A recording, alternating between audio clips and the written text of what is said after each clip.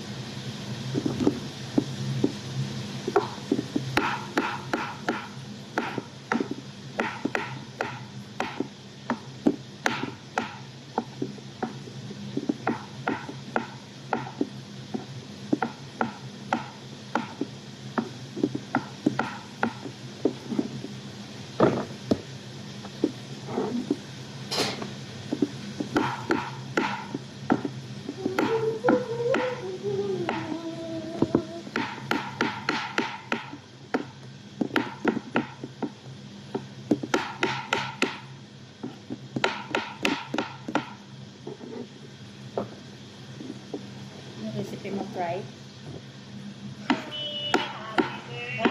Gawa lang ka ng sauce. Sausawan lang yun. Gravy.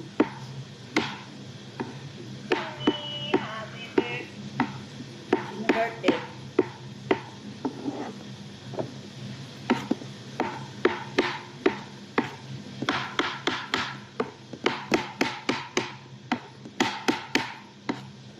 Yeah.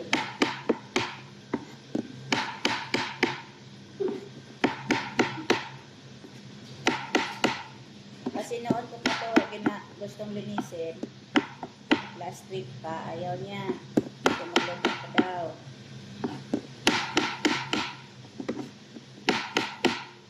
Ano lang. Tapos. Basta. Ha? Kasi walang toyo. Hindi ko nilagyan sa ganun ko yung nasusunod.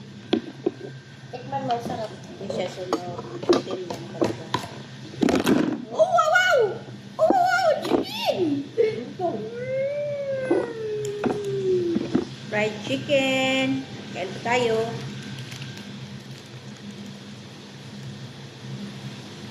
Alam mo ito, Mer? Ito itong isa. Kailan pa yan? Pangatlo ng umaga. Order. Sarap! Ayaw ni Bonso. Hindi tayo na.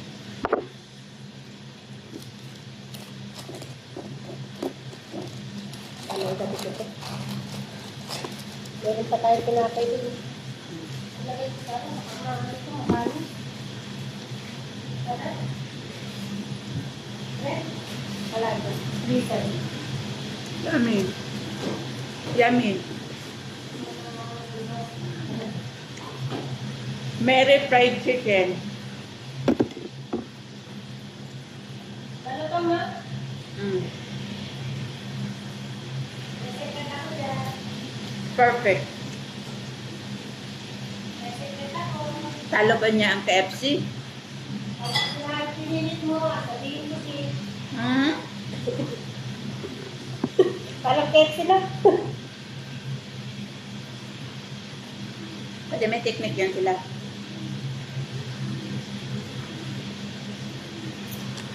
Sa bagay, yung process pa lang naman, talagang may mga taas-taas sila.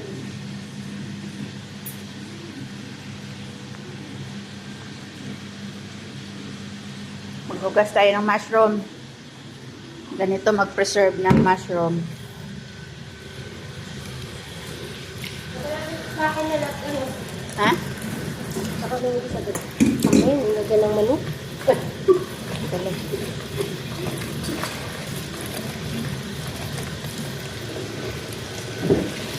Para mabilis.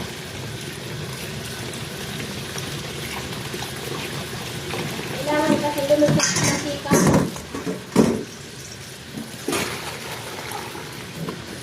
Kaya ginalagyan ko ng soy sauce para may lasa. Tapos lagay natin sa freezer. para it takes time to preserve the mushroom. More than 1 month or 2 months inside the freezer, no problem. Finish wash. And then, put in the container. Put in the container. Okay, then, put in the freezer. Like this.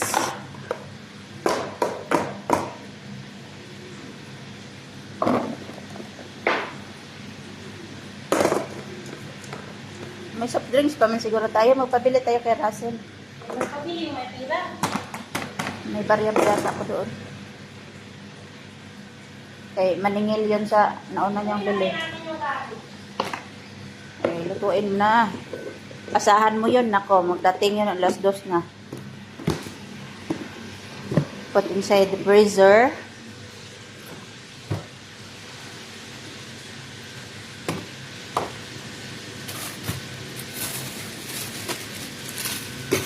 Frozen okra. Frozen bread. Nilagay mo pa talaga dito. Frozen kobos. All frozen. And my heart also become frozen. Char.